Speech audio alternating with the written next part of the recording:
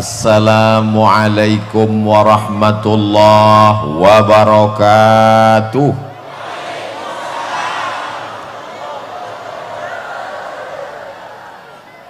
Alhamdulillahi wa kafa wassalatu wassalamu ala al-habibil mujtaba wa ala alihi wa ashabihi ahli siddiqi wal wafa. Subhanaka la ilma lana illa ma 'allamtana innaka antal alimul hakim. Rabbi shrah li sadri wa yassir li amri wahlul 'uqdatam min lisani yafqahu qawli. Kullu amrin zibalin, semua amal yang baik, walam yubda' bihamdillah, kalau tidak dimulai dengan ucapan pujian kepada Allah, fahuwa aqta', maka amal itu putus, tak dapat dibawa sebagai bekal menghadap Allah. Maka kita awali dengan alhamdulillahi rabbil alamin. Semua majlis kalau tidak disebut selawat kepadanya, maka majlis itu menjadi antana jifah, majlis bangkai busuk berulat dan berbau. Maka majlis yang penuh dengan kehormatan kemuliaan ini kita ucapkan namanya Allahumma salli ala sayyidina Muhammad wa ala alihi wa sahbihi wa barik wa sallim. Laisa minna, tidak termasuk golongan kami, kata Rasulullah sallallahu alaihi wasallam, man lam yarham saghirana, tidak sayang kepada anak-anak, walam ya'rif syarafa kabirina, tidak hormat kepada orang tua, bukan umat Nabi Muhammad sallallahu alaihi wasallam. Yang sama-sama kita hormati, dimuliakan Allah subhanahu wa ta'ala. Yang mulia guru kita semua, Raden Kiai Haji Muhammad Rafi'i Baydawi, Khadimul Ma'had Al-Hamidi Banyuanyar.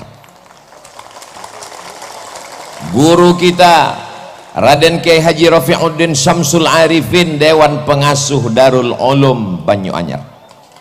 Para masyayikh Pondok Pesantren Batu Bata, Pondok Pesantren Panyepen, dan seluruh para pengasuh pondok pesantren, para ulama, tokoh masyarakat, para santri, dan semua hadirin. Kalau tuan ke Pamekasan, jangan lupa membawa kipas. Kenapa ada nama yang tak disebutkan? Karena tak tertulis di atas kertas. Mohon maaf, sahabat saya, guru kita Al-Mukarram Kiai Haji Dr. Ahmad Fauzi Tijani, pimpinan Pondok Pesantren Al-Amin Prenduan, yang menyertai saya selama beberapa hari ini sampai pulang hari Senin. Tapi yang pulang saya, beliau tidak ikut. Kemudian pula guru kita semua Al-Mukarram Syekh Kiai Ali Karrar hafizahullah. Semua yang tak disebutkan, muslimin muslimat, mukminin mukminat, hadirin hadirat yang belum kawin dan belum sunat, semuanya dimuliakan Allah subhanahu wa ta'ala. Abdul Somad datang ceramah tausiah ke Pondok Pesantren Banyuanyar. Salah. Abdul Somad datang ke Pesantren Banyuanyar ingin mengambil barokah. 227 tahun, berapa kali ganti KTP?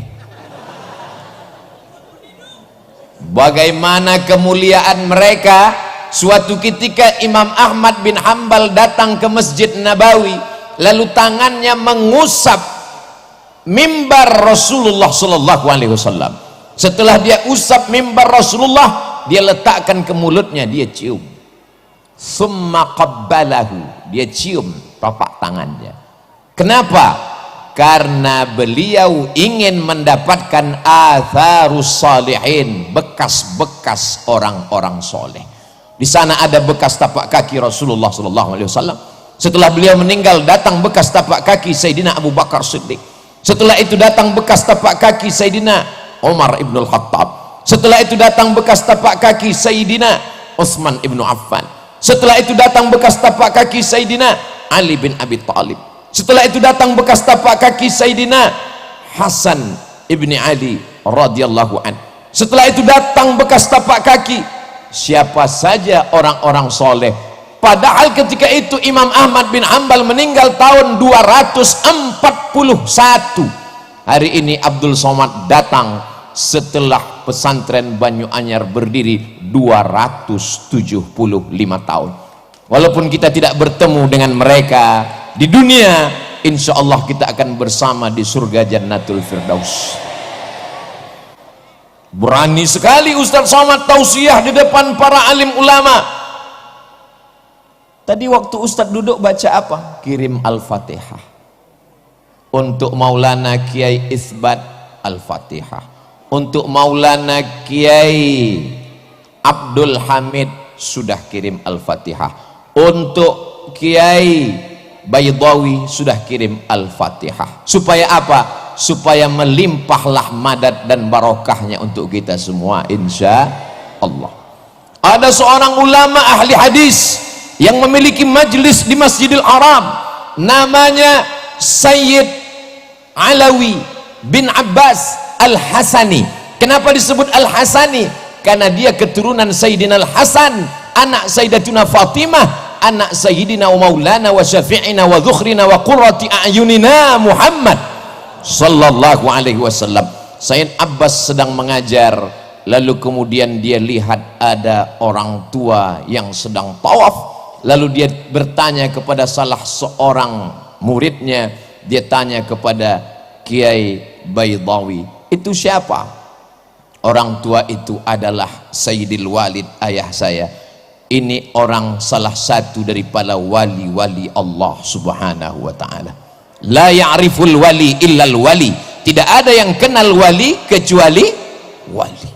Jadi kalau ada yang mengatakan Abdul Somad itu wali, berarti dia wali murid atau wali kelas. Jadi sudah jelas kalau ada yang mengatakan Abdul Somad berani petantang petenteng ceramah di depan alim ulama, dia hanya ingin mengambil barokah kemuliaan. Tapi Ustadz membelakangi mereka. Kok berani Ustadz? Coba putar lagi videonya, mundur ke belakang. Sebelum maju tadi kan berbisik dulu ke Kiai. Kiai ke depan, kata Kiai silakan. Tapi kiai yang lain, saya sudah angkat tangan 10 jari, 11 dengan kepala. Saat mereka semuanya mengangguk, berarti let's go. Al-adab fauqal ilmi. Ada yang lebih tinggi daripada ilmu, yaitu adab. Kalau ada orang mengatakan saya berilmu, saya banyak hafal ayat, saya banyak hafal hadis, kamu kalah dengan dia yang tak pernah salah. Siapa dia? www.google.com. Saya paling cerdas, semua kelipatan, kali-kali, bagi-bagi, tambah-tambah, saya hafal. Maka sesungguhnya kalkulator jauh lebih cerdas. Kalau ada orang mengatakan amalnya banyak, 1000 tahun beramal, naik langit pertama. 1000 tahun beramal, naik langit kedua. 1000 tahun beramal, naik langit ketiga. 1000 tahun beramal, naik langit keempat, kelima, keenam, ketujuh, sampai akhirnya dia sejajar dengan para malaikat. Ketika itu apa kata Allah? Wa idh qulna lil malaikati isjudu li Adam. Wahai seluruh malaikat, bersujudlah kamu kepada Adam. Fasajadu, semuanya bersujud illa iblis. Saat itu bangkit egonya, yang diperintahkan bersujud malaikat, sedangkan iblis bukan malaikat. Lalu dia siapa? Buka surat Al-Kahfi, kana minal jinni, dia berasal dari kalangan jin. Fafasaqa an amri rabbih, dia melawan perintah Allah subhanahu wa ta'ala. Yang diperintahkan bersujud malaikat. Kenapa bisa ada satu yang aneh, yang asing, yang bukan malaikat? Karena prestasi ibadahnya luar biasa sehingga dia sejajar dengan malaikat, tapi dia bukan malaikat. Jadi kalau ada orang bangga dengan ibadahnya tapi kurang adab dan taatnya, berarti dia bukan kata saya. Masya Allah, tabarakallah. Mudah-mudahan kita dijauhkan dari sifat iblis. La yadkhulul jannah, tak masuk surga, man kana fi qalbihi, siapa yang dalam hatinya mithqala habbatin min khardalin min kibrin, ada sombong sebesar biji sawi. Sebetulnya yang Ustadz bicarakan ini siapa? Saya. Di atas pentas, di atas karpet hijau, ada lagi karpet abu-abu lengkap dengan bunga-bunganya, dikawal dengan pasukan khusus anti santet. Maka kalau kita tidak rendahkan diri kita di hadapan Allah, kita akan merasa lebih tinggi, lebih hebat, lebih mulia. Apalagi protokol menyebutkan semuanya, al-mukarram, profesor, doktor, syekh, hampir masuk tawon ke hidung saking besarnya lubang, mengembang. Tinggal satu titel yang belum, almarhum. Pada saatnya semua akan tinggal, yang kekal abadi hanyalah harimau mati meninggalkan belang, gajah mati meninggalkan gading, manusia mati meninggalkan hutang. Manusia akan mati meninggalkan nama, apakah nama baik atau nama buruk. Kamu pernah ketemu Ustaz Somad? Pernah. Di mana kamu melihat dia? Di TikTok. Sombong sekali gayanya. Itu videonya dipotong, beb. Kamu pernah ketemu Ustaz Somad? Pernah. Di mana kamu lihat?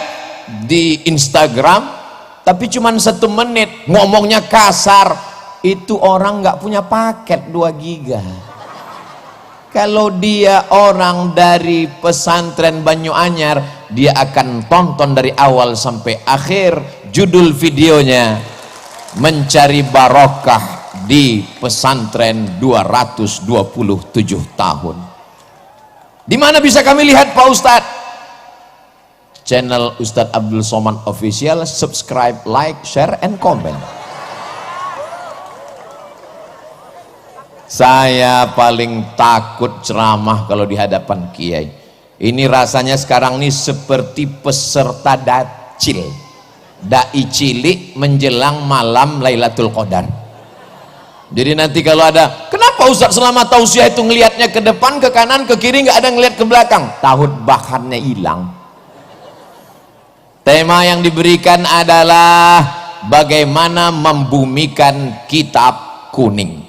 Kitab kuning itu apa Pak Ustadz? Ya kitab yang warnanya kuning. Akhirnya ini anak pergi ke Mesir.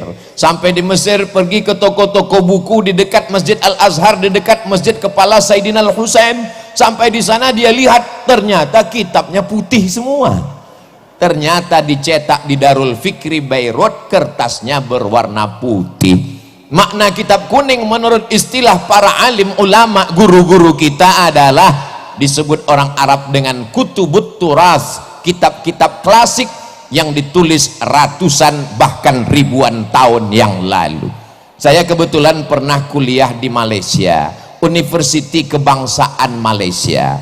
Lalu kemudian karena kita orang Indonesia wajib mengambil satu mata kuliah bahasa Melayu.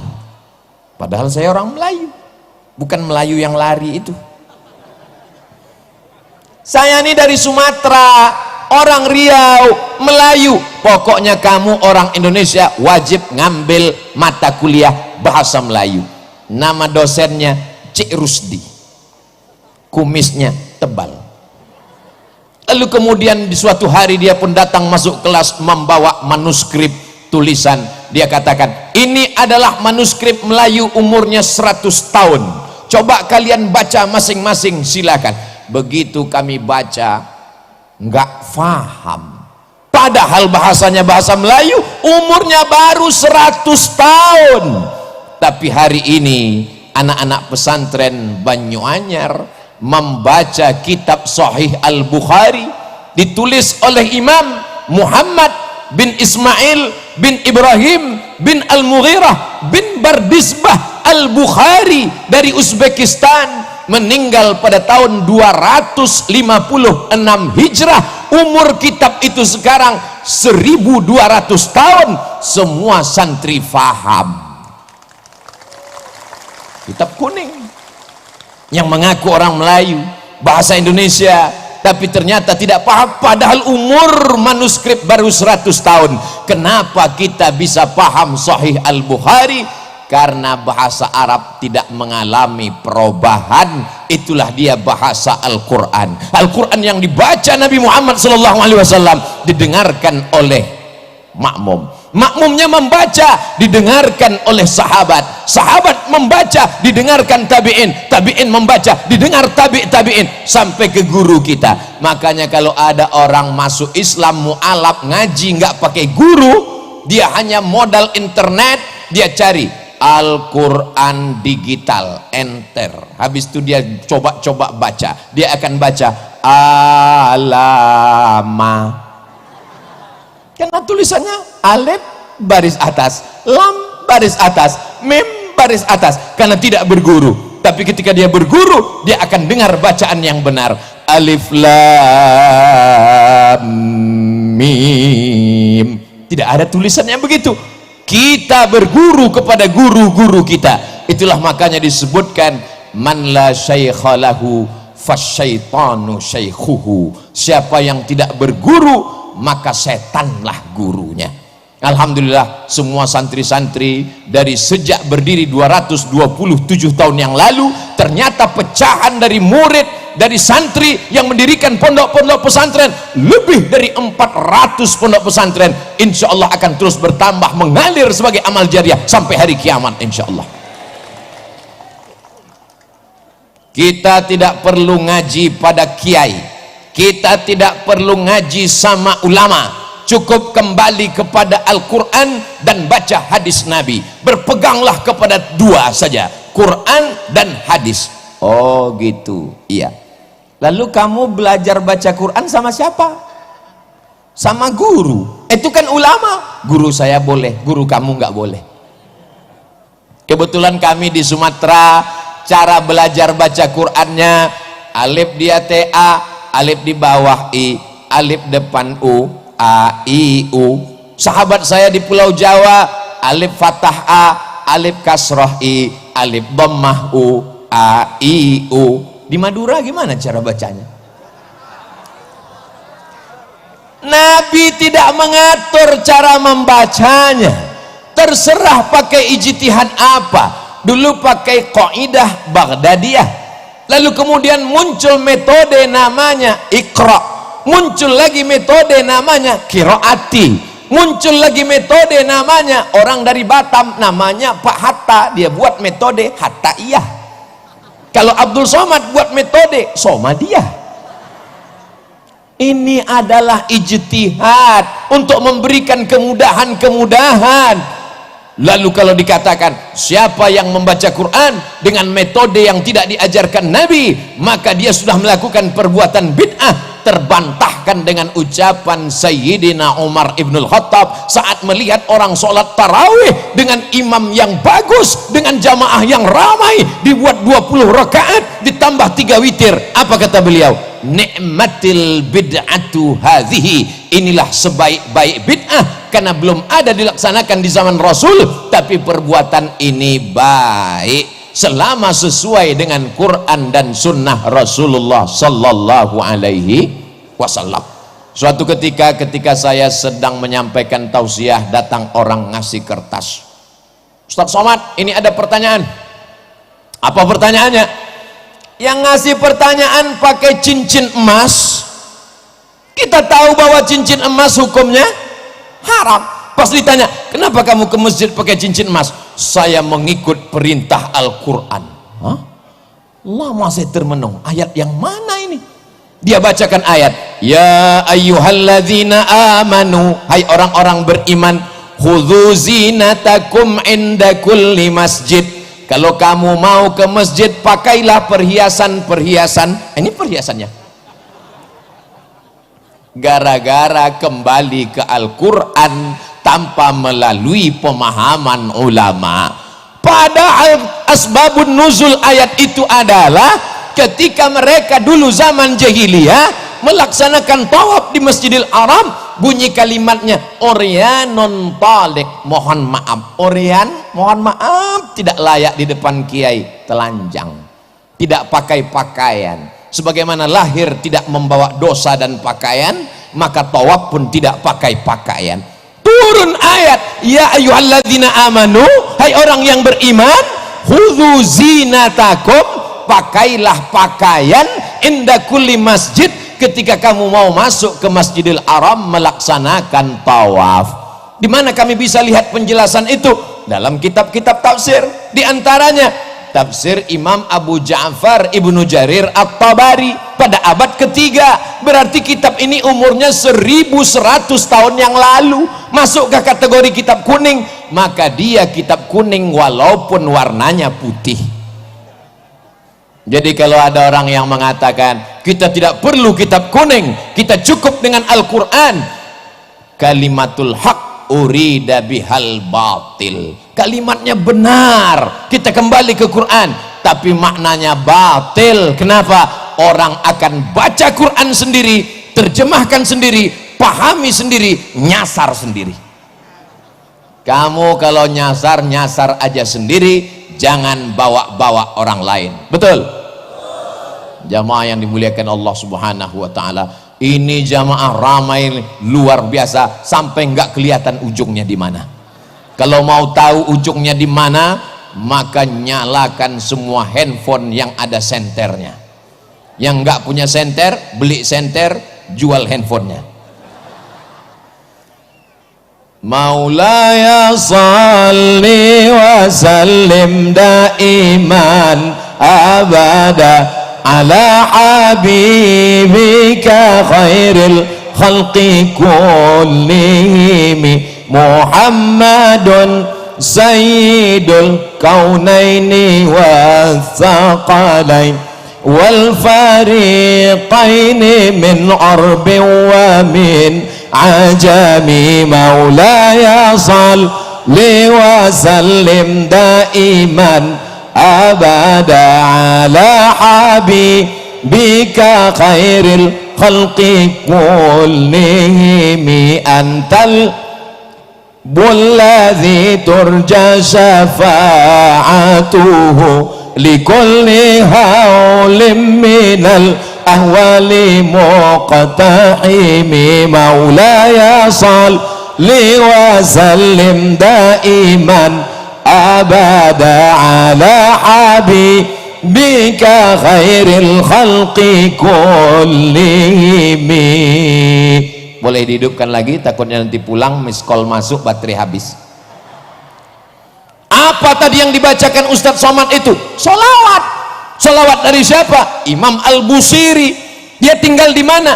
Di sebuah kota bernama kota Alexandria yang didirikan oleh Alexander the Great. Kota itu 200 km dari Kairo. Kalau tidak percaya, ukur sendiri.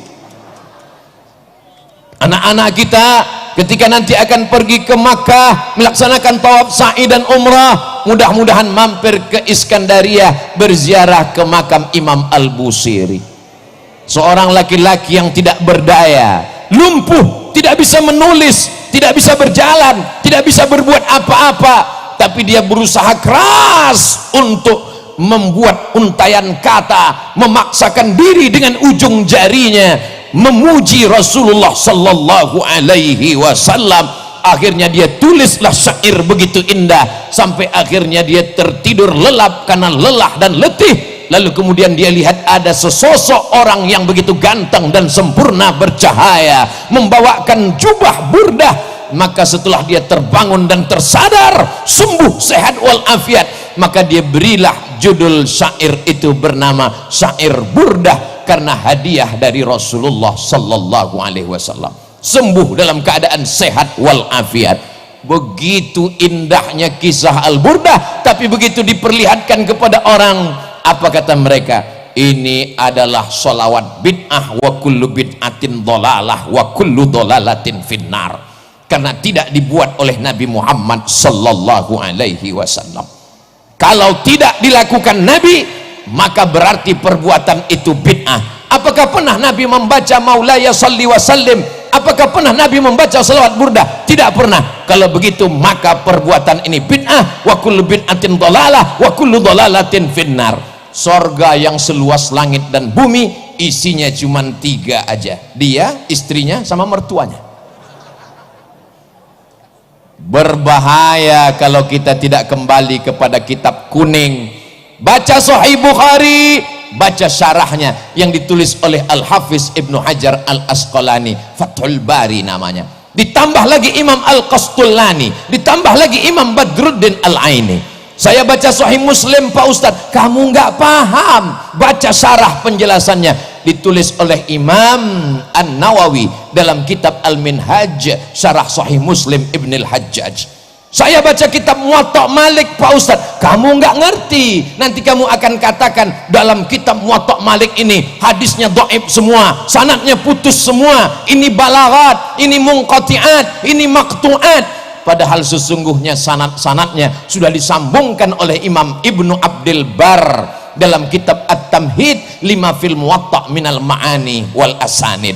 Saya membaca kitab Sunan Tirmidzi Pak Ustadz, baca syarahnya Tuhfatul Ahwadhi. Saya baca Sunan Abi Daud Pak Ustadz, baca syarahnya Aunul Ma'bud dan syarah yang lain. Saya baca kitab Sunan Ibnu Majah Pak Ustadz, baca syarahnya Hasyiah As-Sindi. Saya baca Musnad Ahmad bin Hanbal Pak Ustadz, baca penjelasan ta'liqat wa syuruhat wa tahqiqat yang ditulis oleh para ulama. Semua penjelasan-penjelasan itu dalam kitab kuning walaupun warnanya. Jadi pintu masuknya gimana Pak Ustadz? Kita masuk hotel, ada kolam renang, ada tempat minum, ada tempat sarapan, ada kamar, ada tempat olahraga, tapi satu kunci pintu masuknya adalah bahasa Arab, dan bahasa Arab kuncinya adalah nahu, sorab, balaghah, ma'ani, bayan. Insya Allah itulah yang dipelajari selama 227 tahun, selamat dari perpecahan insya Allah. Jadi kalau umat ini mau selamat, tidak ada jalan lain, selamat dari tabdi' membid'ahkan, selamat dari tafsik memfasikkan, selamat dari takfir mengkafirkan. Dia akan kembali kepada sunnah, dan sunnah itu adalah Quran, hadis. Tapi dia lupa satu lagi, al ulama warasatul anbiya. Kita kembali ke hadis. Hadis itu apa? Ma udhifa ila Nabi sallallahu alaihi wasallam min qaulin aw fi'lin aw taqririn aw sifati khalqiyatin wa khuluqiyatin min ba'di bi'tsatihi ila wafatihi sallallahu alaihi wasallam. Ucapan, perbuatan, ketetapan, sifat fisik, sifat bawaan sejak dia lahir, diangkat menjadi rasul sampai meninggal menghadap Allah Subhanahu wa taala. Kamu ketemu dengan Nabi? Enggak. Lalu dari mana kamu tahu sunnah? Dari Sahih Bukhari. Sahih Bukhari itu orang? Iya. Ulama? Iya. Kenapa kita ikut ulama? Tapi katanya langsung ke Quran dan sunnah. Oh iya ya. Imam Bukhari apa ketemu dengan Nabi? Tidak. Imam Bukhari meninggal tahun 256, Nabi meninggal tahun 11. Dari 256 ke 11 banyak. Jadi kalau begitu Imam Bukhari dapat hadis itu dari mana? Dari gurunya. Namanya siapa? Abdullah bin Maslamah. Abdullah bin Maslamah dapat dari siapa? Dari Imam Malik bin Anas. Malik bin Anas dapat dari siapa? Dari Abu Zinad. Abu Zinad dapat dari siapa? Dari Al-A'raj. Al-A'raj dapat dari siapa? Dari Abu Hurairah. Abu Hurairah dapat dari siapa? Dari Nabi. Bersambung sanadnya. Kalau putus di atas namanya mu'allaq, kalau putus di bawah di atas namanya mursal, hilang sahabat. Kalau hilang sanadnya dari penulis kitab ke atas namanya mu'allaq. Kalau putusnya berurut-urutan namanya mu'dal. Kalau putusnya tidak di atas, tidak di bawah, tidak di tengah namanya munqati. 2 SKS 16 tatap muka. Potong tatap muka pertama, potong mid semester, potong UAS, ujian akhir semester. Apakah mungkin belajar hadis tafsir dalam 16 tatap muka? Sementara mereka belajar Imam Malik, apa kata Imam Malik? Aradtu kitabi hadza ala sab'ina min fuqaha'il Madinah. Aku bacakan kitabku ini kepada 70 ahli fikih kota Madinah. Kulluhum wata'uni fasammaituhu muwatta'a. Semuanya setuju dengan isi kitab Muwatta, maka aku sebut kitab ini Muwatta, kitab hadis tertua yang dicetak saat ini. Meninggal tahun 179 Hijrah. Catatan-catatan penting dari Imam Malik ke guru-gurunya, bersambung sampai ke Nabi sallallahu alaihi wasallam. Al isnad minad din, sanad adalah bagian dari agama. Fanzuru amman ta'khudhu dinakum, perhatikan kamu ambil sanad ilmu kamu dari siapa. Orang sekarang kalau ditanya, kamu belajar dari siapa? Dari guru saya. Siapa guru kamu? Syekh YouTube. Nama lengkapnya siapa? Tabayatubu. YouTube. Belajar di YouTube nggak apa-apa kalau gurunya ada. Sebenarnya jamaah yang hadir hari ini, mereka cuma memastikan apakah Abdul Somad itu ada. Tadi di rumah Kiai ketemu dengan beberapa adik-adik, ketemu, ini Abdul Somad yang selalu kulihat di YouTube. Memangnya ada orang di YouTube itu nggak ada di alam nyata? Ada. Anak saya selalu ngelihat dia, saya selalu ngelihat dia. Pas saya datang ke kampungnya dia nggak ada. Siapa itu? Upin Ipin. Nggak ada. Memangnya ada di YouTube itu yang suaranya ada, orangnya nggak ada? Ada. Suaranya ada, tapi orangnya nggak ada. Siapa itu? Ya itu kalau kita tanya, Anda sedang berada di Jalan Sudirman, jangan belok kiri, terus aja. Itu suaranya ada, orangnya nggak ada. Itu mesin. Kalau dijamin orangnya ada, kita dengar kajiannya. Kalau nggak paham kita tanya ke guru, kita bisa komplain. Maka ini adalah perbuatan kemajuan teknologi, membuat kita menjadi mudah untuk belajar. Bukankah dulu Al-Quran tidak ditulis di atas kertas? Al-Quran ditulis di pelepah korma, di tulang onta, di batu yang ceper. Masya Allah, langsung kertas datang. Syukran Kiai. Kertas barang mewah dari Tiongkok.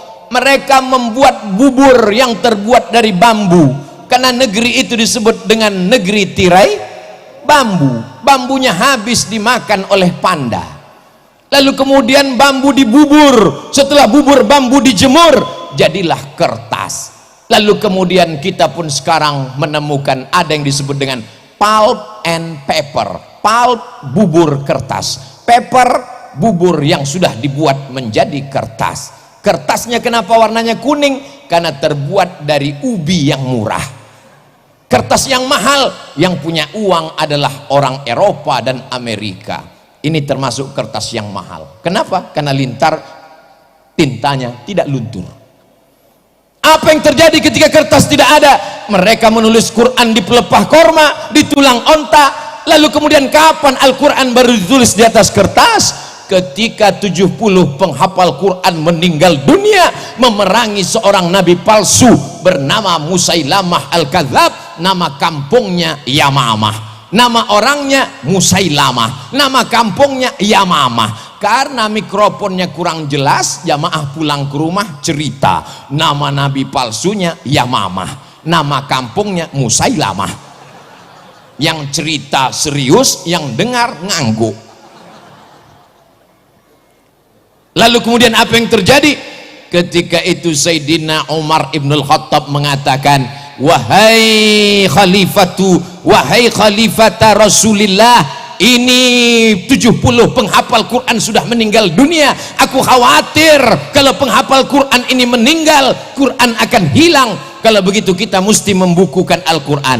Apa kata Abu Bakar Siddiq? Aku takut membukukan Al-Quran karena Nabi tidak pernah melakukannya, Nabi tidak pernah memerintahkannya. Sampai Allah melembutkan hati Abu Bakar Siddiq, akhirnya dia setuju. Karena khawatir Quran akan hilang, maka disusunlah tim penulisan Al-Quran yang diketuai oleh Sayyidina Zaid bin Sabit sebagai sekretaris, Ubay bin Ka'ab salah seorang imam pada masa sholat tarawih yang dibuat oleh Umar Ibnul Khattab. Anak-anak muda yang gagah perkasa. Siapa Zaid bin Sabit? Zaid bin Sabit adalah penterjemah Rasulullah yang berkata, ta'allamtuha wa hadaqtuha. Saya mempelajari bahasa Yahudi selama nisfa syahrin, setengah bulan. Zaid bin Sabit cerdas. Ketika Nabi hidup, dia penterjemah. Umurnya lebih kurang 15 tahun. Anak umur 15 tahun sekarang kelas 1 SMA tidak masuk kelas karena online, kecuali di pondok pesantren dia tetap belajar full sampai hari ini. Banyak yang nanya ke saya, kenapa orang di pesantren tetap belajar Pak Ustadz? Karena COVID tidak mau masuk pesantren. Tapi bukan berarti anak yang tidak pesantren berarti COVID. Kenapa mereka tidak mau masuk pesantren Pak Ustadz? Karena takut disuruh menghafal Alfiyah Ibnu Malik beserta syarahnya, syarah Ibnu Aqil.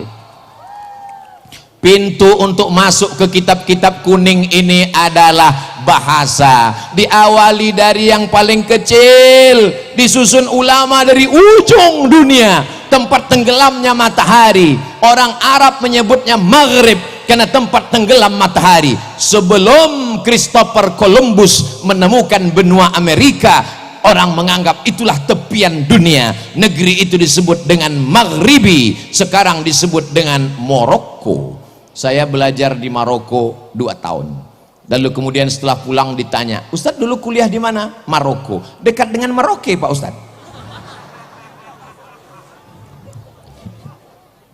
Salah seorang ulama besar bernama Imam Al-Ajurrumiyah menuliskan dengan tinta emas syair-syair mutun nazam supaya mudah dihafal. Setelah itu kemudian dilanjutkanlah anak-anak belajar Al-Kawakibud Durriyah, mereka belajar Imriti, mereka belajar Alfiyah, dibacakan syarahnya, akhirnya mereka pun bisa membaca kitab. Enaknya anak SMP sekarang datang, kamu di mana? Pesantren. Kampungan. Anak pesantrennya sabar, dia nanya dengan lembut, kamu di mana? Sekolah umum. Belajar agama sekali sebulan. Pelajaran intinya apa? Fisika, kimia, biologi, matematika, bahasa Inggris. Wow, amazing. Kamu di pesantren pelajarannya apa? Catat baik-baik ya. Ya, nahwu, shorab, balaghah, ma'ani, mantik, bayan, fikih, qawaidul fikih, usul fikih, hadis, mustalah hadis, rijalul hadis, tajwid, arud qawafi, tafsir, ulumul Quran. Stop, enough. Pesantren ini berat guys, biar aku aja.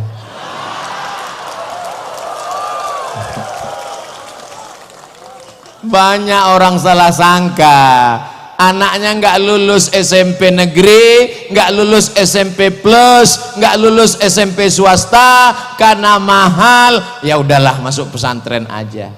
Belum masuk pesantren aja udah error. Ditambah pelajarannya begitu banyak, hang. Cari anakmu yang paling jenius, cari anakmu yang paling pintar, cari anakmu yang paling tajam otaknya, masukkan dia ke pesantren. Tamat pesantren, dia akan menjadi Imam Al-Bukhari, dia akan menjadi Imam Asy-Syafi'i, dia akan menjadi Imam Al-Asy'ari, dia akan menjadi Imam As-Suyuti. Apa kata Imam Jalaluddin Abdurrahman As-Suyuti? Hafiztu mi'atai alfa hadis, aku hafal 200.000 hadis. Law wajadtu aktsara min dzalika la hafiztuha, kalau aku dapat lebih dari itu aku akan hafal juga. Ini banyak orang sekarang begitu enaknya ngomong, Imam Syafi'i manusia, saya manusia. Imam Syafi'i makan, saya makan. Imam Syafi'i nikah, saya lebih banyak. Imam Syafi'i itu tidur, saya juga tidur. Kalau Imam Syafi'i boleh baca Quran mengeluarkan hukum, saya juga bisa baca Quran dan mengeluarkan hukum. Orang yang begini jangan dimarahi, cuman tanya aja lembut-lembut sambil berbisik, udah ngopi belum?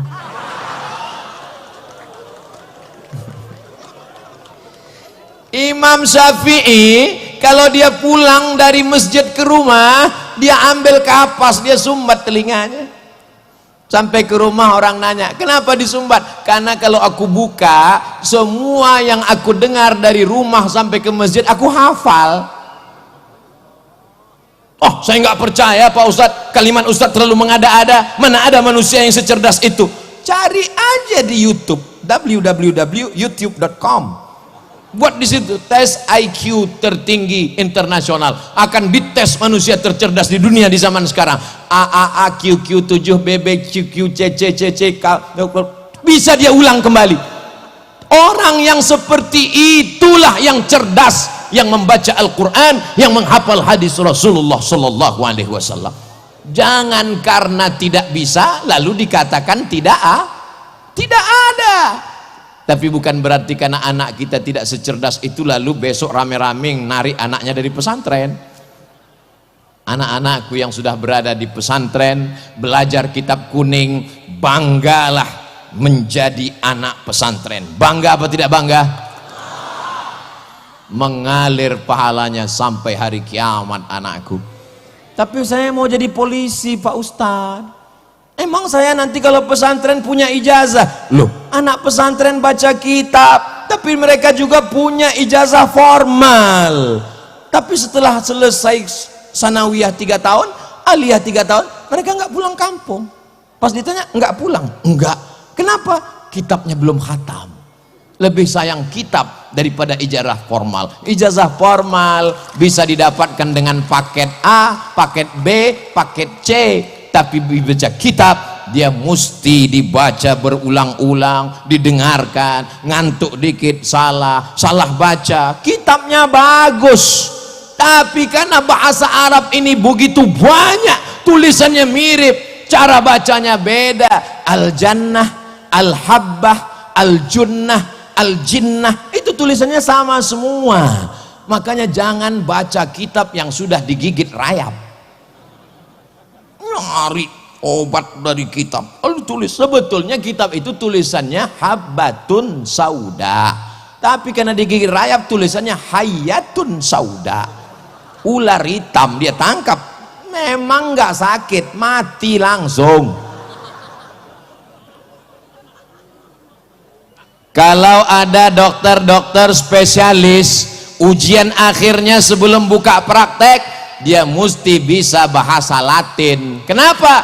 Karena buku-buku kedokteran diambil dari bahasa Latin, dari bahasa Yunani, lalu diterjemahkan ke dalam bahasa Arab. Saya melihat 2 jilid di perpustakaan Darul Hadis Maroko, ditulis oleh Ibnu Sina. Tapi karena orang bule, orang barat susah baca Ibnu Sina, mereka baca Avicena. Lalu kemudian apa yang terjadi? Setelah itu mereka terjemahkan. Judul bukunya Al-Qanun Fit-Tib, Al-Qanun, undang-undang Fit-Tib kedokteran, diterjemahkan ke dalam bahasa Inggris The Canon of Medicine. Jadi anak-anak kita amat sangat bisa. Pak Ustadz, kami nggak bisa bahasa Inggris. Bahasa Inggris perubahannya cuma berapa? Go, going, gone, when. Cuma 4. Tapi zahaba, zahabu, zahabat, zahabata, zahabna, zahabta, zahabtuma, zahabtum, zahabti, zahabtuma, zahabtuna, zahabtu, zahabna. Itu baru fi'il madi, belum fi'il mudhari'nya, belum lagi amarnya, belum lagi nahinya, belum lagi masdarnya, belum lagi isim fa'ilnya, belum lagi isim maf'ulnya. Jadi kalau ada orang mengeluh bahasa Inggris ini berat ya, karena kamu belum bahasa Arab guys. Sekarang orang kalau belajar bahasa Arab dia katakan, oh bahasa Arab ketinggalan zaman. Apa tuh bahasa Arab? Bahasa Inggris hebat, hebat. Sekarang dipakai dunia global internasional. Kenapa dunia internasional pakai bahasa Inggris? Bukan karena bahasa Inggris hebat, karena negara di dunia paling banyak dijajah oleh Inggris. Mudah-mudahan ceramah ini nggak diterjemahkan ke bahasa Inggris. Kalau diterjemahkan sampai ke kedutaan Inggris, nggak masuk saya ke Inggris.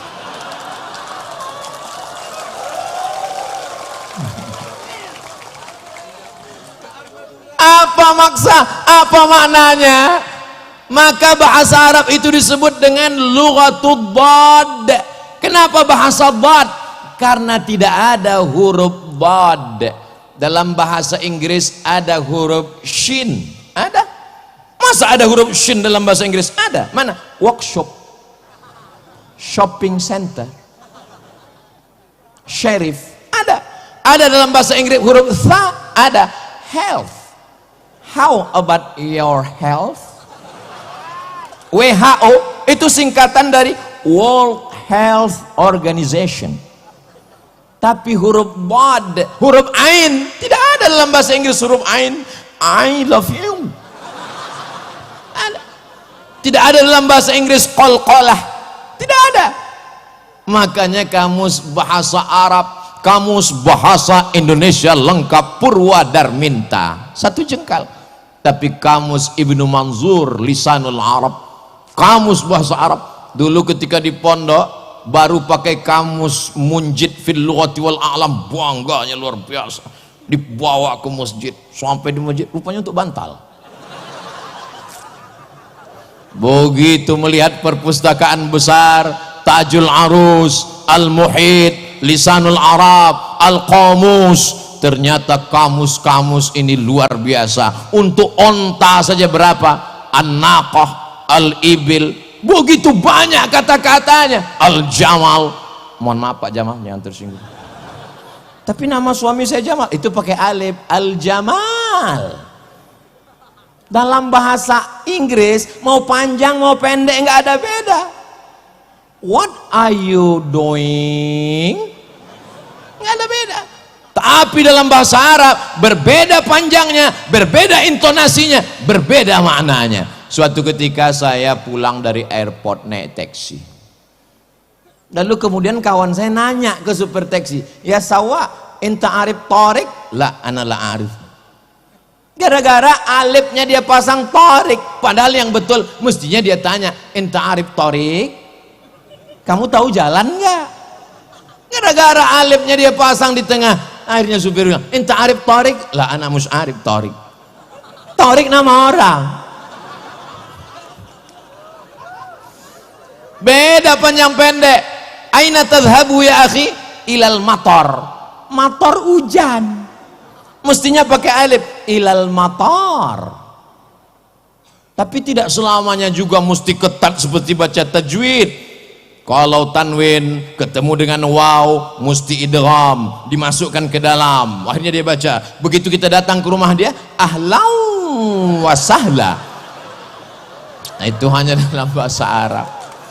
Kebetulan saya punya teman, saya punya kawan, dulu waktu latihan bahasa Arab mau ke Mesir dia baca ahlan wa sahla. Sekarang sudah doktor, nama nggak boleh disebut, menjaga kode etik jurnalistik.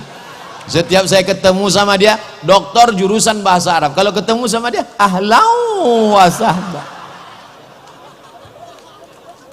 Saudara yang dimuliakan Allah Subhanahu wa taala, dulu sebelum ke Mesir saya sempat 1 tahun di jurusan bahasa Arab Fakultas Tarbiyah di Institut Agama Islam Negeri Sultan Syarif Kasim. Salah satu dosennya merupakan mahasiswa pertama Ma'had Khartum lil Lughatil Arabiyah li ghairin natiqina biha di Sudan. Kenapa Bapak ke sana, Pak? Karena di sana bahasa Arab. Gimana belajar waktu di sana, Pak?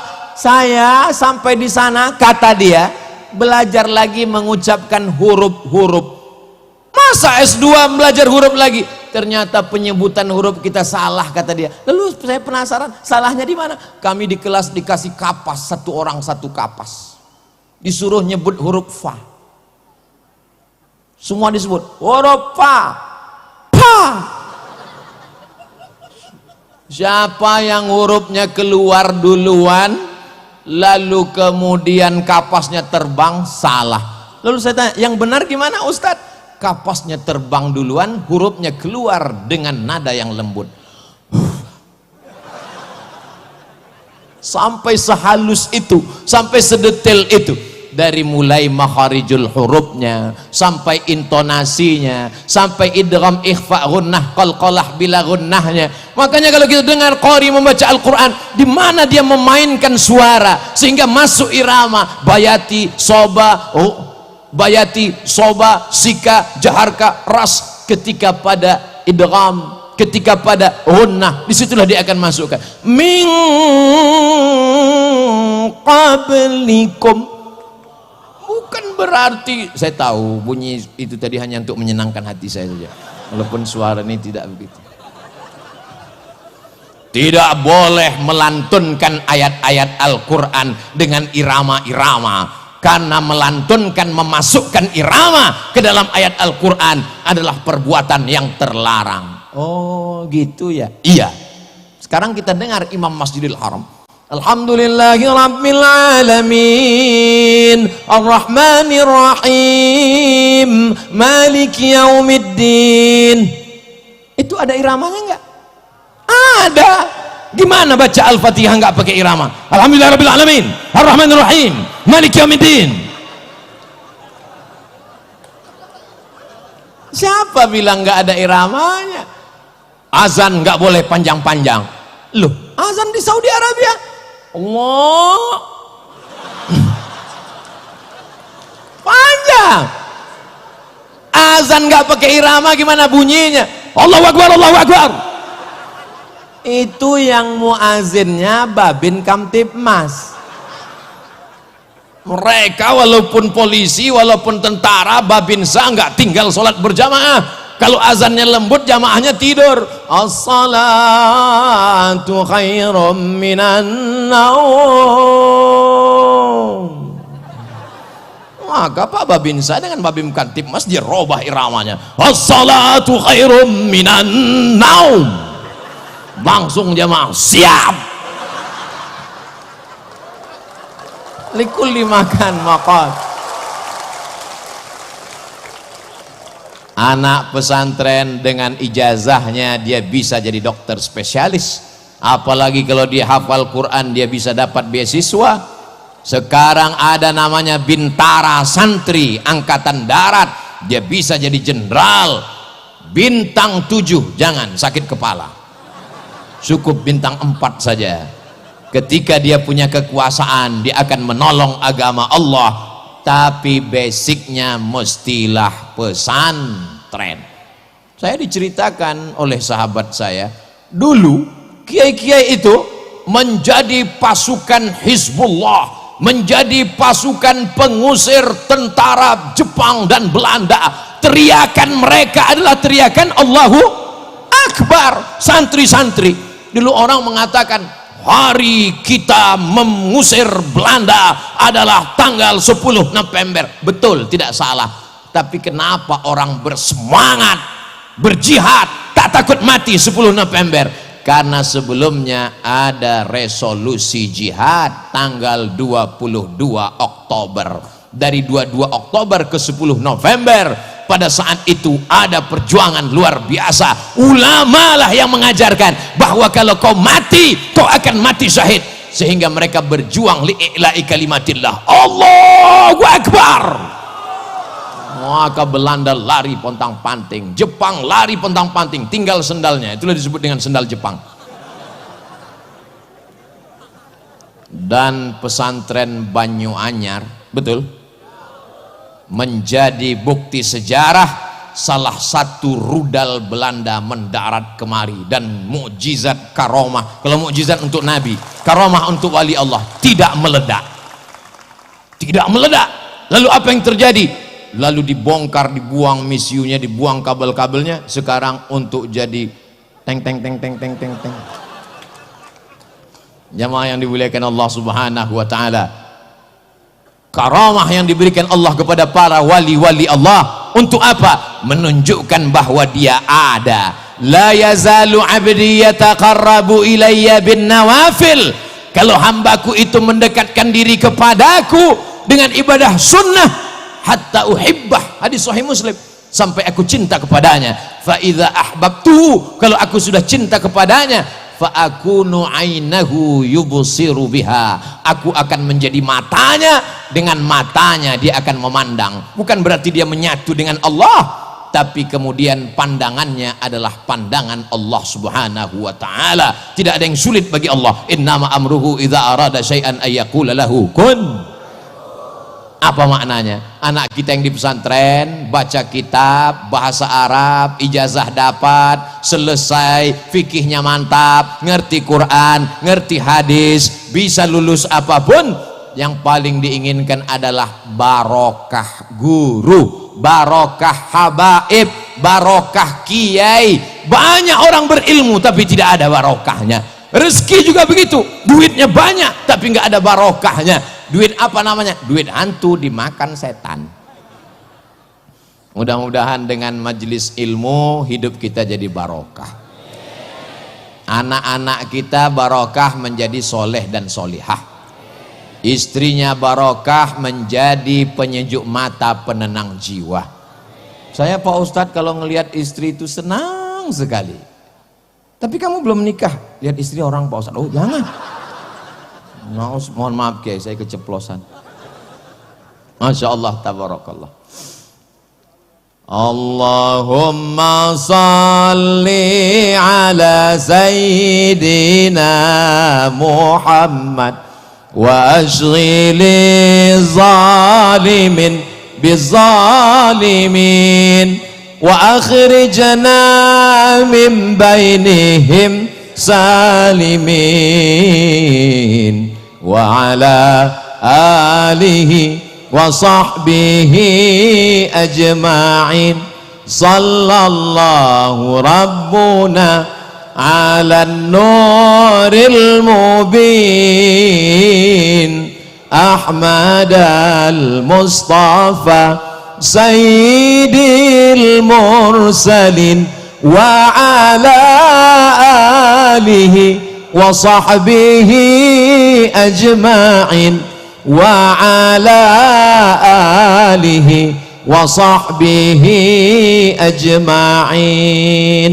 Mudah-mudahan dengan berselawat dosa-dosa kita diampunkan Allah, dinaikkan derajat kita di hadapan Allah, didapatkan kemuliaan, kebaikan-kebaikan, beramal soleh sesuai dengan janji Rasulullah sallallahu alaihi wasallam, man shalla alayya salatan, siapa yang berselawat kepadaku satu kali, sallallahu alaihi biha asyra, Allah balas 10 kebaikan, wa huttat anhu asyara sayyiat, dihapuskan 10 kesalahan, wa rufi'at lahu asyara darajat, dinaikkan 10 darajat tingkatan kemuliaan. Ternyata sekarang sudah jam 9. Tadi saya mulai tausiah jam 8.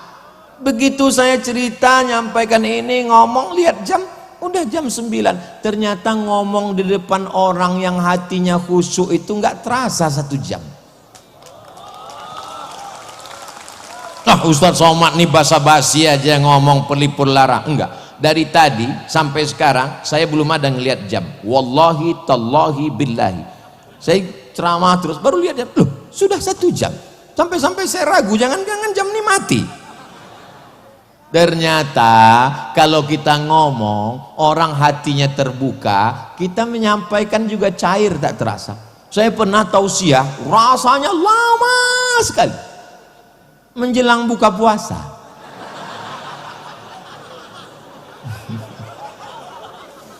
Tapi memang tadi bacaan Fatihahnya banyak sekali.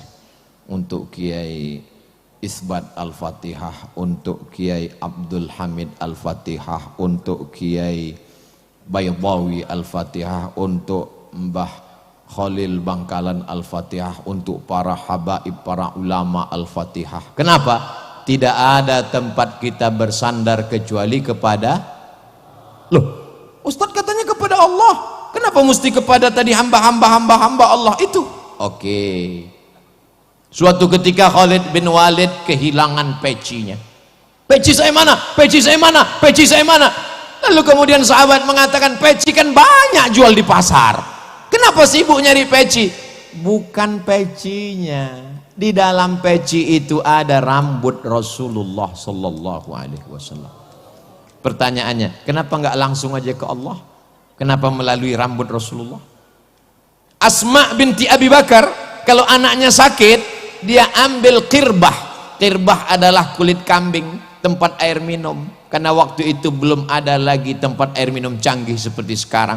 Kulit kambing dijahit, setelah itu diisi air, lalu kemudian bekas minum Rasulullah SAW itu dituangkan air, diminumkan kepada anaknya. Kenapa nggak langsung aja kepada Allah? Ya Allah, sehatkan anakku, nggak perlu pakai qirbah, ini bid'ah, wa kullu bid'atin dhalalah wa kullu dhalalatin finnar.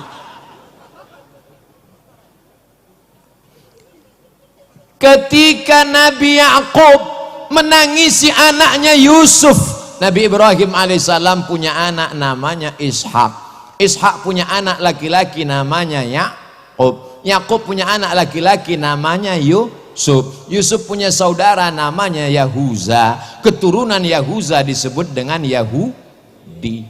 Jangan diterjemahkan, nanti saya nggak bisa masuk ke Palestina. Ketika Nabi Yakub tidak bisa melihat karena menangis setiap pagi, petang, siang dan malam, kehilangan seorang anak buah hati belayan jiwa. Bagaimana cara Nabi Yusuf supaya ayahnya ini bisa melihat? Dia kirimkan bajunya. Idhab biqamisi hadha, pergilah kamu membawa bajuku ini, bawa ke ayahku.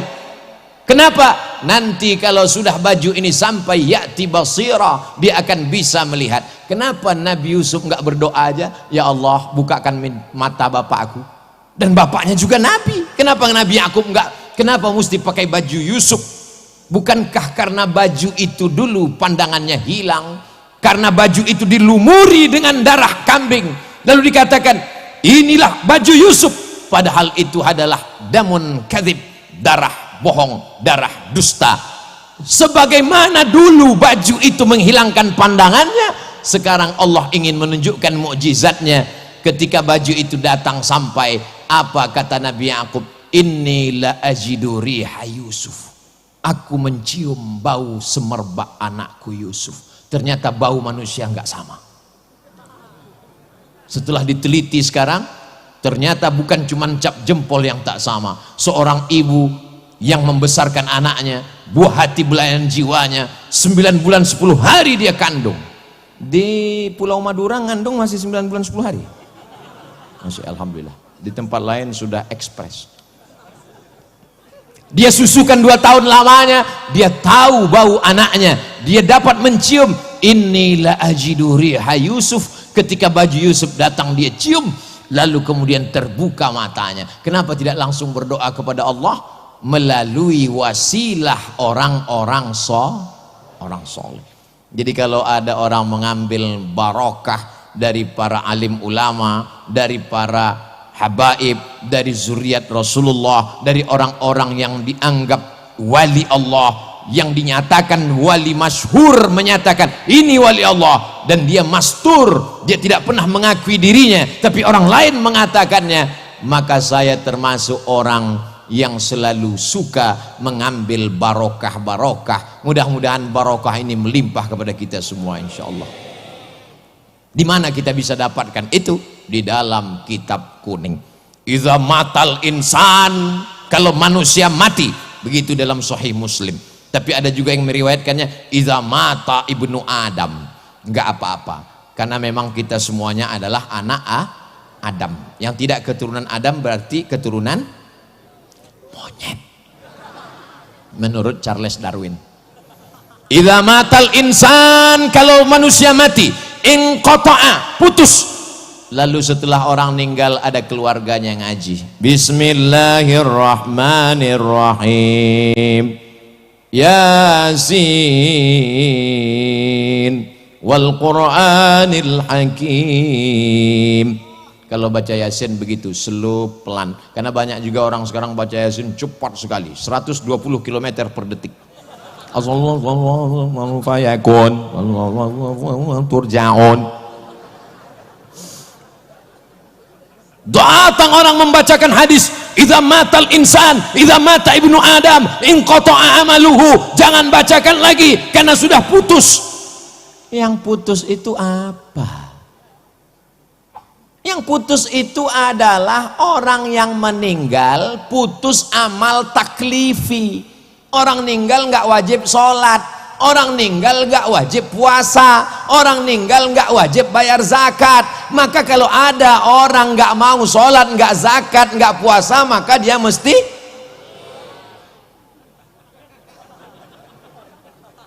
Apakah orang yang sudah meninggal itu tidak beramal? Kita lihat penjelasan ulama ketika Nabi Muhammad SAW Isra Mi'raj. Subhanalladzi asra bi'abdihi lailan minal masjidil haram ilal masjidil aqsa. Dalam perjalanan Nabi Muhammad SAW melihat Jibril. Iya, itu apa yang terang di bawah? Itu kuburnya Nabi Musa. Nabi Musa lagi ngapain? Sholat di kuburnya. Pertanyaannya, Nabi Musa udah meninggal atau masih hidup? sudah meninggal. Tapi katanya orang meninggal nggak beramal, in qata'a amaluhu. Itu yang sholat itu siapa? Oh, kalau begitu hadisnya dhaif. Enak aja, mentang-mentang nggak sesuai lalu hadisnya didhaifkan. Lalu Nabi pun sampai ke Masjidil Aqsa, ditambatkannya burak. Setelah itu dia sholat, dan di belakangnya ada Nabi Ibrahim. Nabi Ibrahim jadi makmum. Di belakangnya ada Nabi Musa. Nabi Musa jadi makmum. Di belakangnya ada Nabi Nuh. Nabi Nuh jadi makmum. Pertanyaannya, nabi-nabi itu masih hidup apa udah meninggal? Sudah meninggal, kok sholat? Tapi katanya orang sudah meninggal putus. Maka kata ulama, di antaranya Syekh Yusuf dalam kitab Al-Mawsu'ah Al-Yusufiyah fi Adillatis Sufiyah, yang putus itu adalah amal taklifi.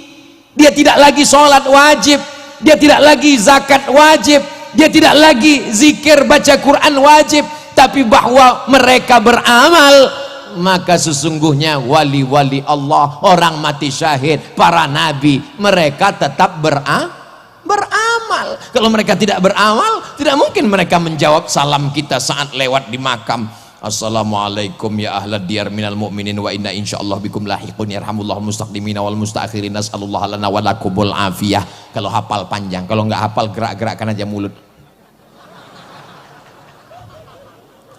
Mereka pun akan menjawab waalaikumsalam warahmatullahi wabarakatuh, tapi kita tidak mendengar jawabannya. Itu menunjukkan bahwa mereka sesungguhnya tidak mati, tidak berhenti. Maka apa kata Allah? Wala taqulu liman yuqtalu fi sabilillahi amwat bal ahya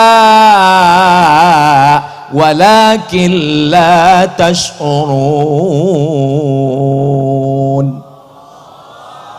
Masya Allah, tabarakallah. Jadi kalau mau menyelesaikan masalah khilafiyah di tengah masyarakat, solusinya adalah kembalikan kepada kitab kuning. Kalaupun dia ikhtilaf, dia akan berlapang dada menerima perbedaan, karena debatnya bukan debat kusir, tapi punya referensi. Dia akan saling menghormati, seperti perdebatan antara Imam Malik bin Anas dan Imam Abu Hanifah. Imam Malik bin Anas ahli hadis, meninggal tahun 179 Hijrah. Tapi ada di sana madrasah ahlul ra'i, namanya Imam Abu Hanifah, namanya Imam Hanafi, meninggal di Kufah pada tahun 150 Hijrah. Berdebat antara ahlul ra'i dengan ahlul hadis. Setelah berdebat, datang Imam Laith bin Sa'ad dari Mesir menjumpai Imam Malik. Malik, ya, bagaimana kamu melihat Hanafi tadi? Kata Imam Malik, belum pernah aku melihat orang yang hujahnya sehebat Abu Hanifah. Setelah itu Imam Laith datang menemui Imam Hanafi. Hai Abu Hanifah, bagaimana kau dapati Malik tadi? Apa kata Imam Hanafi? Aku belum pernah melihat orang yang hafalan hadisnya sehebat Malik bin Anas. Mereka saling membesarkan, bukan menjatuhkan. Mereka saling mengagumi.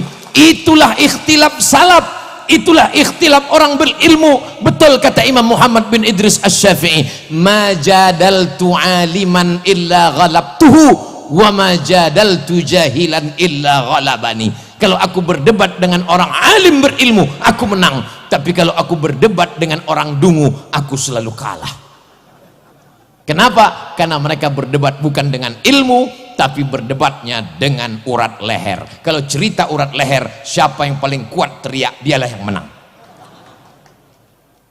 Adik-adik yang sudah di pesantren, jangan merasa dibuang orang tua. Kalian adalah orang yang beruntung karena sudah diberikan kesempatan menuntut ilmu. Lanjutkan sampai khatam kitab-kitab.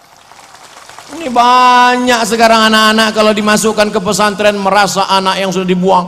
Sore-sore menjelang azan maghrib bersandar di bawah pohon kelapa. Jangan-jangan aku anak adopsi. Allah Maha Penyayang, jatuh pohon kelapa, langsung sehat. Bayangkan kalau orang tuamu tidak sayang, tidak kenal ulama, tidak ngerti barokah, dibelikannya engkau rumah, kamarnya mewah, dibelikan mobil, dibelikan gadget, dibelikan handphone, dibelikan macam-macam alat hiburan. itu bukan sayang, itu menjerumuskan anak ke dalam neraka jahanam. Kalau sayang dengan anak, maka hantarkan dia ke pesantren, kenalkan dia dengan kiai. Kiai, ini anakku, sebagaimana dulu Ummu Sulaim datang membawakan Sayyidina Anas bin Malik kepada Sayyidina Muhammad sallallahu alaihi wasallam. Ya Rasulullah, mereka kaya memberikan tanahnya, mereka kaya memberikan sumurnya, mereka kaya memberikan dinar, dirham, emas, peraknya. Aku wanita biasa, yang kuserahkan adalah anakku. Lalu anak itu pun didoakan Nabi. Apa kata Nabi sallallahu alaihi wasallam? Allahumma aktsir amwalahu wa auladahu waj'alhu min ahlil jannah. Banyakkan hartanya, banyakkan anaknya, jadikan dia penghuni surga. Akhirnya apa yang terjadi? Ketika Sayyidina Anas bin Malik meninggal dunia, dihitung anak keturunannya hampir 100 orang. Tapi tidak ada disebut di situ Allahumma aktsir amwalahu wa auladahu wa azwajahu. Enggak perlu, karena itu udah automatically. Dan yang lain punya kebun, panennya setahun sekali. Sayyidina Anas bin Malik panennya setahun 2 kali. Dan sahabat Nabi yang meninggal terakhir di kota Basrah, Irak adalah Sayyidina Anas bin Malik. Barokah doa. Jadi kalau kita kitabnya mungkin kurang lancar, ngajinya mungkin kurang kuat, tapi insya Allah bibarokati kiai, barokah habaib, barokah guru, insya Allah kita dapat itu, insya Allah. Amin. Suara trompet habis waktu atau apa? Tadi Pak Kiai mengatakan, Ustadz Somad silakan tausiah sampai jam 2. Saya biasanya tausiah itu mata saya melihat kemana-mana, itu ngelihat berapa orang yang nguap. Kalau jamaah nguap 3, demikianlah tausiah ini saya sampaikan, mudah-mudahan berkah. Dari tadi saya keliling, nggak ada yang nguap, ini jadi masalah. Karena memang ini santri wali santri, orang-orang yang biasa dengar pengajian, Pulau Madura negeri yang religius, ditambah lagi barokah para habaib, para kiai, para guru kita. Jadi mereka semangat. Yang jadi masalah, mereka semangat, saya nggak kuat. Jadi nanti jangan kesannya Ustadz Somad berhenti tausiah karena jamaahnya bubar. Enggak, jamaahnya luar biasa. Saya bisa jadi luar binasa. Jamaah yang dimuliakan Allah Subhanahu wa taala. Satu-satunya solusi supaya kita tidak berpecah belah adalah kembali kepada sunnah Rasulullah sallallahu alaihi wasallam. Betul apa enggak betul? Betul. Siapa yang bilang kembali kepada sunnah akan membuat perpecahan? Mari kita kembali kepada hadis Nabi Muhammad sallallahu alaihi wasallam. Akhirnya kembali kepada hadis. Baca hadis. Apa yang terjadi? Ihtajama orang yang berbekam maka batal puasanya. Dalam satu hadis, aftaral hajim wal mahjum. Hajim yang membekam, mahjum yang dibekam, aftara, maka puasanya batal. Hadisnya sahih. Baca hadis satu lagi. Ihtajama Rasulullah sallallahu alaihi wasallam wa huwa shaim. Nabi ketika sedang puasa dia berbekam. Hadis satu lagi mengatakan batal puasa orang yang berbekam. Hadis yang ini mengatakan Nabi sedang berpuasa berbekam. Kira-kira dua hadis ini maknanya satu, kontradiktif, ikhtilaf. Jadi kalau ada orang mengatakan ini kita ikhtilaf karena tidak kembali kepada hadis, kalau kita kembali kepada hadis tidak ada ikhtilaf, hadisnya aja ikhtilaf, gimana enggak ikhtilaf? Ikhtilaf itu hilang bukan kembali kepada hadis, tapi kembali kepada penjelasan ulama. Tapi begitu ulama menjelaskan, hilang ikhtilafnya. Gimana bisa ikhtilafnya hilang Pak Ustadz? Hadisnya jelas mengatakan orang yang berpuasa itu batal kalau dia berbekam. Hadis ini mengatakan Nabi Muhammad berbekam sedang berpuasa, berarti puasanya nggak batal. Gimana ceritanya? Ternyata hadis yang mengatakan Nabi berbekam ketika berpuasa adalah hadis yang terakhir. Maka hadis yang awal tadi statusnya adalah mansuh. Maka itulah dikenal dalam ilmu usul fikih bernama istilah nasakh. Nasakh yang menghapus nasikh yang dihapus adalah mansuh. Dari mana ilmu usul fikih ini datang? Imam Muhammad bin Idris Asy-Syafi'i memanggil muridnya namanya Rabi Al-Muradi. Ta'al ya Rabi, ta'al. Kalau bahasa di kampung kami di Sumatera, come here a moment. Mohon maaf, okay? Lalu datanglah Rabi. Ada apa wahai guruku? Tulis surat wahai Rabi. Lalu Imam Rabi mengambil pena dan kertas, dia tulis semua yang keluar dari mulut Imam Syafi'i. Tulis, jadi satu kitab. Itulah dia kitab Ar-Risalah, kitab usul fikih tertua di dunia yang ada sampai hari ini.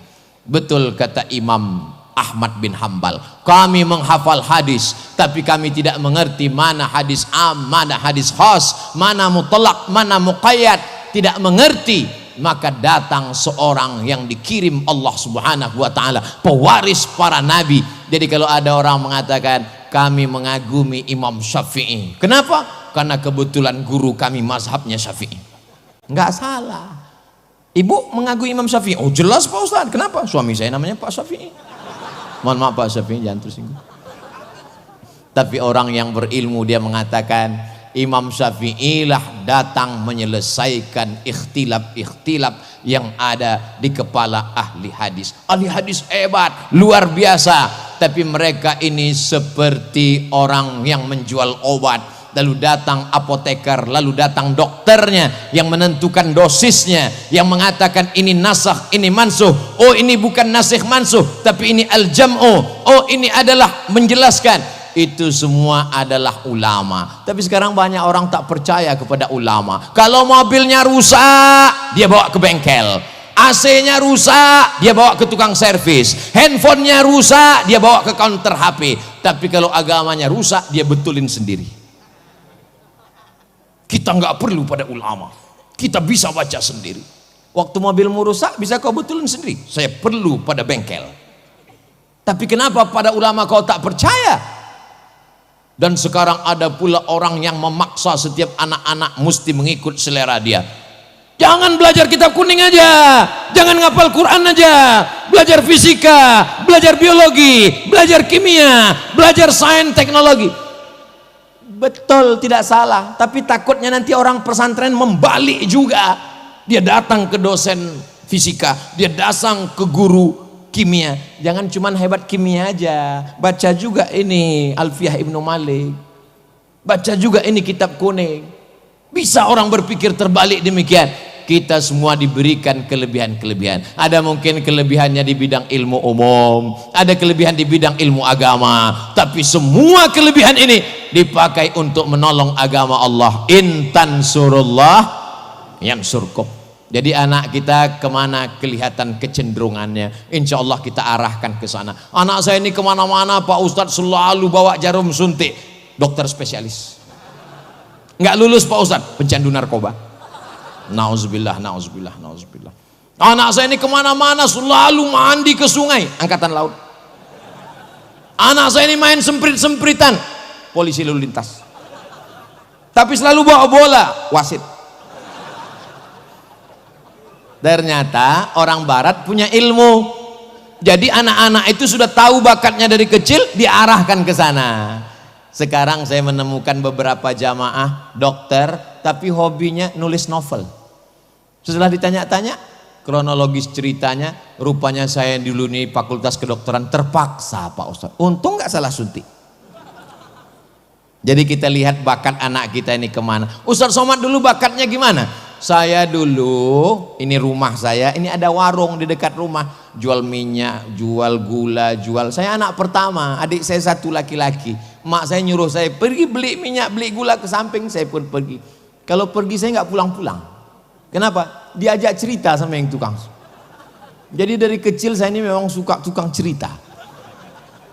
Kawan-kawan saya kalau sekolah itu ada pohon di dekat kelas, saya cerita sama kawan-kawan saya keliling sampai terlambat masuk kelas.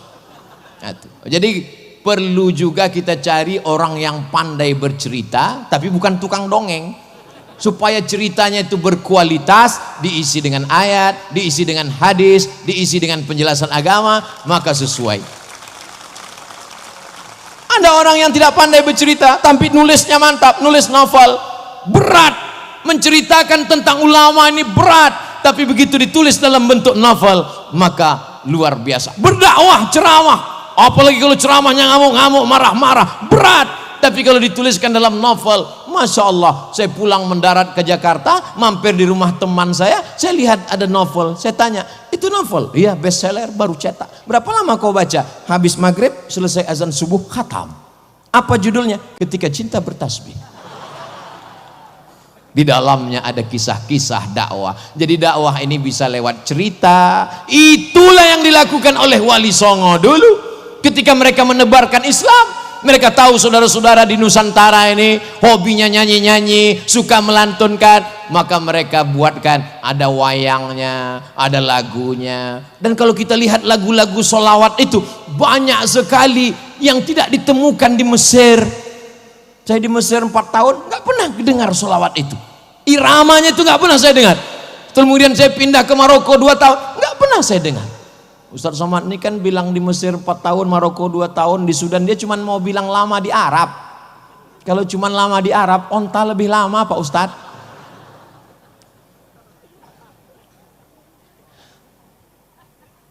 Salatullah salamullah ala toha rasulillah. Salatullah salamullah ala yasin habibillah. Tawassalna bi bismillah wa bil hadi rasulillah wa kulli mujahidin lillah bi ahlil badri ya Allah. Salatullah salamullah ala taha rasulillah. Salatullah salamullah ala yasin habibillah. Tawassalna bi bismillah wa bil hadi rasulillah wa kulli mujahidin lillah bi ahlil badri ya Allah. Irama itu tidak pernah saya dengar sekalipun. Itu murni kreasi orang kita. Tapi masuknya bukan dalam ayat Al-Quran, dalam sholawat, oke. Dalam lantunan nasyid tidak masalah. Ada orang lagu Melayu dia masukkan, nggak apa-apa. Tapi kalau sampai dimasukkan di dalam azan, dimasukkan dalam ayat Al-Quran, takalluf, merubah makna, walaupun bayati soba sikana awan jaharka, tapi kalau dimasukkan merusak makna, maka ulama mengharamkannya. Iyyaka na'bud. Tanyalah kepada qori-qori kita. Itu semua sudah diatur oleh para ulama. Falaula nafara min kulli firqatin minhum ta'ifatun liyatafaqahu fid din. Jangan semuanya pergi berperang. Perang itu penting, jihad menolong agama Allah, tapi jangan semuanya. Falaula nafara min kulli firqatin minhum ta'ifatun. Ada 2-3 orang liyatafaqahu fid din, untuk belajar ilmu agama. Tujuannya untuk apa? Liunziru qaumahum idza raja'u ilaihim la'allahum yahzarun. Mudah-mudahan anak-anak yang belajar di pesantren Banyuanyar pulang ke kampung halaman menjadi dai menolong agama Allah Subhanahu wa taala.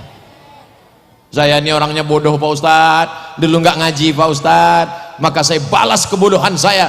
Anak saya mesti di pesantren, mesti baca kitab, mesti tamat. Bagus.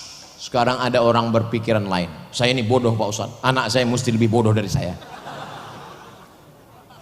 Perbaiki, karena semua akan dituntut di hadapan Allah Subhanahu wa taala. Kullukum ra'in, setiap kamu adalah pemimpin, wa kullukum mas'ulun, semua kamu akan disoal, semua kamu akan ditanya. La tus'alunna yauma idzin 'anin na'im. Semua nikmat akan ditanya, dan di antara nikmat yang terbesar adalah nikmat anak.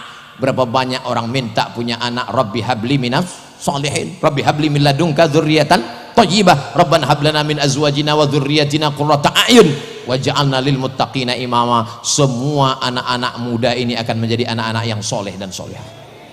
Ustadz dari tadi kok anak-anak terus? Kami yang bapak-bapak, bapaknya sudah soleh duluan. Sudah tua nggak soleh juga. Kapan lagi? Malaikat maut udah dekat. Jadi kalau Ustadz Somad selalu menceramahi anak muda, ada juga orang-orang ibu-ibu, bapak-bapak, Ustadz Somad kami yang tua ini perlu juga diberikan semangat, motivasi Pak Ustadz. Kalau mau semangat nggak usah dengar ceramah, lihat aja liang lahat. Insya Allah semangat. Ini Ustadz lagi ngejek kami atau gimana? Saya dalam 1 bulan mesti melihat, langsung melihat liang lahat. Oh, itulah tempatmu nanti Abdul Somad. Berapa banyak jamaah yang datang, tidak ada satupun yang mau gantian sip-sipan malam pertama, malam kedua, malam ketiga. Walaqad ji'tumuna furada kama khalaqnakum awwala marrah. Kamu akan datang menghadap kami, kata Allah, sebagaimana kau dulu lahir sendirian, kau pun akan datang menghadap Allah sendirian. Tapi anak-anak yang tamat dari pesantren, dia berdoa di tengah malam meneteskan air mata, Rabbighfirli wali walidayya warhamhuma kama rabbayani shaghira. Tapi salahmu, anakmu tidak kau masukkan ke pesantren. Kau terpukau dengan artis yang ada di TV, lomba nyanyi, kontes musik, akhirnya anakmu pun menyanyikan lagu. Saat kau mati, dia nyanyikan lagu Mama. Yang lalu tak dapat diulang kembali, menetes air mata darah untuk menyesal. Lan tarji'al ayyamul lati madat, yang lalu tak akan dapat terulang. Anak saya udah besar semua Pak Ustadz, gimana mau masuk pesantren? Cucu saya pun udah besar juga semua Pak Ustadz. Tunggu cucunya nikah, punya anak. Janjikan dalam hati, anakku mesti sekolah agama. Kami begitu dulu. Kamu mesti sekolah agama. Nanti tamat pondok terserah mau kemana. Habis ini terserah. Sebelum berangkat ke Mesir, ibu saya bertanya, kamu mau kuliah atau mau nikah? Saya mau kuliah. Terbang sejauh mata memandang, akan kucarikan duitnya. Orang tua mesti memberikan pilihan.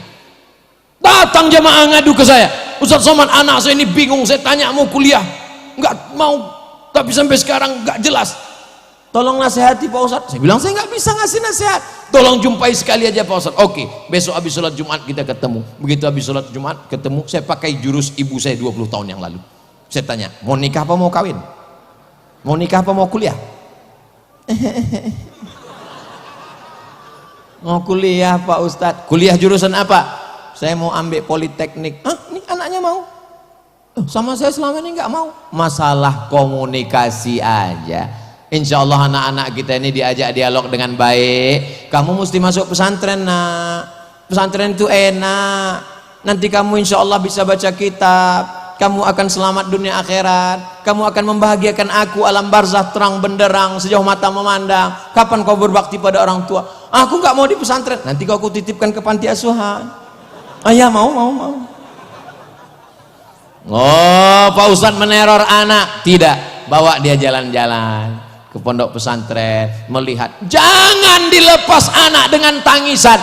Ini banyak ibu-ibu bapak-bapak melepas anak pondok pesantren, ngelihat kasurnya tipis, ngelihat dapur ngantri panjang. Kamu beruntung punya ibu dan ayah seperti kami yang mampu menyekolahkan. Pergi kau ke lampu merah di kota-kota besar, anak-anak berdagang tisu malah dieksploitasi untuk mencari kekayaan oleh preman-preman, anak-anak yang tak berdaya, tapi kau mampu disekolahkan. Maka bangkitkan semangatnya, kau mesti sekolah sini sampai sekolah formalnya tamat, hatamkan kitab, ngaji dengan kiai, berkhidmah dengan ulama, pulang kau jangan jadi anak soleh gitu. Kalau mau nangis nanti udah agak-agak 5 kilo dari Banyuanyar, udah jauh baru nangis.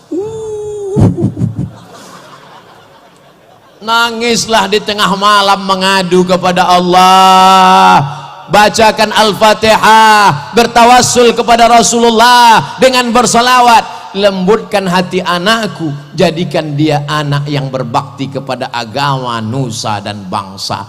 doa ibu mustajab, menembus pintu-pintu langit. Saya nggak bisa bahasa Arab Pak Ustadz, nggak usah pakai bahasa Arab, pakai bahasa apa saja.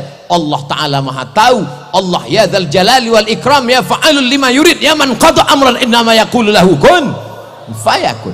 Seorang jamaah, anak saya ini pakai narkoba Pak Ustadz, dikasih tahu nggak takut, ditangkap polisi takut, sebentar keluar pakai lagi. Akhirnya gimana? Akhirnya Pak Ustadz, saya ambil air zam-zam 1 jerigen, saya bawa toab 7 putaran, doanya nggak ganti-ganti, berhenti narkoba, berhenti narkoba, berhenti narkoba, berhenti narkoba, berhenti narkoba, berhenti narkoba, berhenti narkoba, berhenti narkoba. Pulang dari umroh dipanggil anaknya, sini minum ini air zam-zam, mandikan, kalau kau nggak berhenti juga habis sudah usahaku. Berhenti. Doa ibu luar biasa. Mudah-mudahan anak-anak kita menjadi anak yang terselamatkan dari narkoba, selamat dari LGBT, selamat dari sekuler, selamat dari liberal, selamat dari ateis, selamat dari khawarij, selamat dari murjiah, selamat dari syiah, selamat dari fitnah khalqil Quran, selamat dari agnostik. Dalam akidah ahlus sunnah awal jamaah Imam Abul Hasan al-Ash'ari, fikihnya dalam mazhab Imam Muhammad bin Idris Asy-Syafi'i, dan tasawufnya dalam jalur Imam Junaid al-Baghdadi, Imam Abu Hamid al-Ghazali. Amin ya rabbal alamin. Ila hadratin Nabil Mustafa Muhammadin sallallahu alaihi wasallam wa alihi tayyibin at-tahirin wa ashabil mayamin wan nabiyyin was-siddiqin wasyuhada was-salihin wal malaikatil muqarrabin wal ulama'il amilin wal awliya'is salihin wa masyayikhina akhussu bidzikri al-muassisi ma'ahad Banyu Anyar. Al-Fatihah. A'udzu billahi minasy syaithanir rajim. Bismillahirrahmanirrahim. Alhamdulillahi rabbil alamin. Arrahmanir rahim. Maliki yaumiddin. Iyyaka na'budu wa iyyaka nasta'in. Ihdinas siratal mustaqim. Siratal ladzina an'amta 'alaihim ghairil maghdubi 'alaihim waladdallin. Amin. Allahumma salli ala Sayyidina Muhammad wa ala ali Sayyidina Muhammad. Assalamu alayka ya Rasulullah, assalamu alayka ya Nabi Allah, assalamu alayka ya khaira khalqillah. Allahumma inna natawassalu ilayka bihaqqi nabiyyika Muhammadin sallallahu alaihi wasallam wa bisirril Fatihah an tuyassir lana umurana wa taqdi hajatina wa tuballigh maqasidana wa taghfir lana ma madha. Ya akramal akramin akrimna wa la tuhinna wa'tina wa la tahrimna. Rabbana ighfir lana dhunubana wa li abaina wa li ummahatina wa li masyayikhina wa li azwajina wa li dhurriyyatina wa liman ahsana ilaina wa li jami'il hadirina wal hadirat. Allahumma la tada' lana fi maqamina hadha wa fi sa'atina hadhihi dhanban illa ghafartah wa la hamman illa farajtah wa la daynan illa qadaitah wala hajatan min hawaijid dunya wal akhirati laka ridha wa lana fiha salah illa qadaitaha wa yassartaha ya rabbal alamin. Allahumma arzuqna ziyarata baitikal atiq. Allahumma arzuqna ziyarata qabri nabiyyika Muhammadin sallallahu alaihi wasallam. Allahumma inna na'udzubika min ilmin la yanfa' wa min qalbin la yakhsha' wa min nafsin la tashba' wa min du'a'in la yusma'. Allahumma dafa' 'anna al-ghala' wal waba' wal fahsya' wal riba wal zina wal munkar was suyuf al mukhtalifata wasyada'id wal mihan ma dhahara minha wa ma batan min baladina hadha khassa wa min buldanil muslimina 'amma. Allahumma inna nas'aluka salamatan fid din wa afiyatan fil jasad wa ziyadatan fil ilm wa barakatan fil rizq wa taubatan qabla al maut wa rahmatan indal maut wa maghfiratan ba'dal maut. Allahumma hawwin alaina fi sakaratil maut wan najata minan nar wal afwa indal hisab. Rabbana atina fid dunya hasanah wa fil akhirati hasanah wa qina adzaban nar. Wa sallallahu ala sayyidina Muhammad wa ala alihi wa sahbihi wa sallam bi sirril Fatihah. A'udzubillahi minasyaitonirrajim. Bismillahirrahmanirrahim. Alhamdulillahirabbil alamin. Arrahmanirrahim. Maliki yaumiddin. Iyyaka na'budu wa iyyaka nasta'in. Ihdinas siratal mustaqim. Siratal ladzina an'amta 'alaihim ghairil maghdubi 'alaihim waladdallin. Amin. Terima kasih atas segala perhatian.